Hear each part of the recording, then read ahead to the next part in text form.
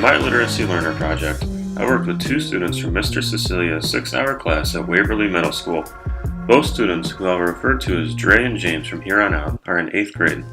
Both students are friends, and they are both in the middle school marching band, with Dre playing the trombone and James playing the saxophone.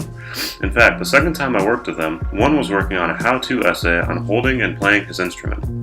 I'll begin with my experience with James. James is definitely the shyer of the pair, both when I worked with them and when I observed them during the regular class period. However, if James is interested in the subject, he is passionate about it. For example, he told me back in 1st grade he was actually close to failing his language arts class. Then, the teacher assigned the class a personal narrative assignment where they were to write about a key event in their lifetime. This was the catalyst that sparked James's interest in the subject, and he received his first ever A on a paper in class. Later in James's academic career, he was asked to read a story that he wrote in front of his entire school, and it was clear to me just how much he valued that experience. With Dre, things are a little different. He has always enjoyed reading, but his focus is less on fantasy worlds or personal narratives. In fact, when I asked him what he likes reading the most, he told me, my social studies textbook. Dre is in love with historical tales and writings, and he prefers them to a regular novel any day. For clarification purposes, I asked him about readings that are not from the textbook, and he said he prefers historical fiction novels, like stories set with World War II or the Civil War as the backdrop. Dre is also a lot less shy and more talkative than James is, even when it's something that he's not really interested in. This also applies to James, but I think that it helped that they were such good friends, so they both felt comfortable talking in front of me with very minimal pushing from me. They even mentioned that they were seeing The Martian the last time I spoke with them, and they were excited to hang out outside of the classroom. Over the course of my time with my focal students, I helped them work on 2 separate essays as well as some basic quizzes and vocabulary terms. One of the essays, which I had already discussed, was a how-to essay, with Dre doing a guide for holding a saxophone, and James was doing an essay on how to scare your parents with a skeleton in the closet. He initially had a much more elaborate scheme involving 2 separate iPads, careful timing, and multiple skeletons, but was asked to simplify it by Mr. Cecilia.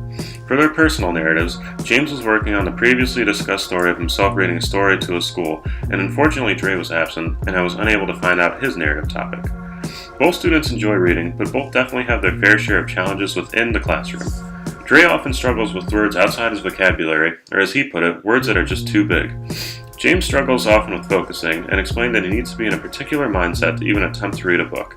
Additionally, both students find a lot of books simply too confusing to read.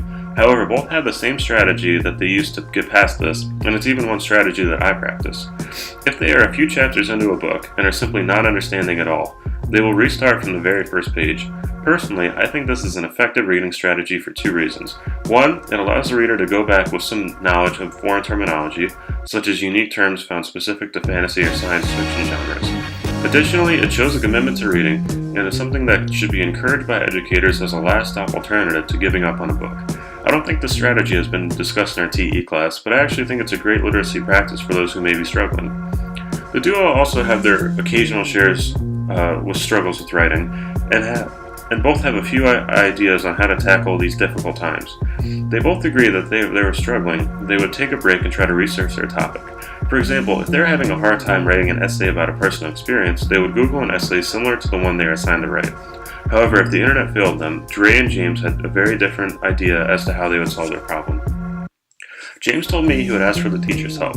He believes that the teacher is an expert in their subject and would undoubtedly have the right answers. Dre agrees with this reasoning. However, he would ask friends and family before going to the teacher. His reasoning is that friends and family know him better and would naturally know Dre's strengths and weaknesses more than the teacher might.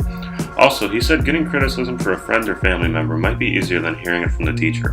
While I never saw any shaming or harsh feedback in my classroom, it is definitely possible that this could have happened to Dre before in other classrooms. In terms of takeaways from the students, my main one is the mindset of an average 8th grader. They enjoy reading, but only on their own terms, something that I think is a universal experience among most students. I'm sure that everyone remembers a novel in school that they particularly hated. I also learned how much more technology savvy they were. In Mr. Cecilia's class, Google Docs and Chromebooks are essential, and it has opened up resources that I would never have thought to use back in my experiences in my middle school. In terms of what they learned from me, my main hope is that they know that their version of literacy is still a valid and good practice. Dre's dislike of anything non-historical is not a bad thing, as he is still showing literacy skills through his own form of reading. Likewise, James's love for writing over reading is absolutely fine. He understands they would have to read for a while, but is still pursuing his own literary passion, which is writing poetry and short stories. If I were to continue with these students, I would try to create interest in subjects that they've already dismissed. If James and Dre ended up enjoying The Martian, which is a movie set in outer space, I would recommend them reading the book, or even other famous science fiction novels like Isaac Asimov or Douglas Adams. The students are tasked with reading one novel a month on their own, in addition to the norm of short stories and poetry found in any 8th grade class, so this might be a viable option for them. Overall, my experience working with these two is fantastic. Both students were eager to volunteer to be my vocal students, and I feel like the conversations we shared over the 3 or so visits I had with them were extremely fulfilling. I learned a lot from them, and I hope they were able to have at least a few takeaways from me.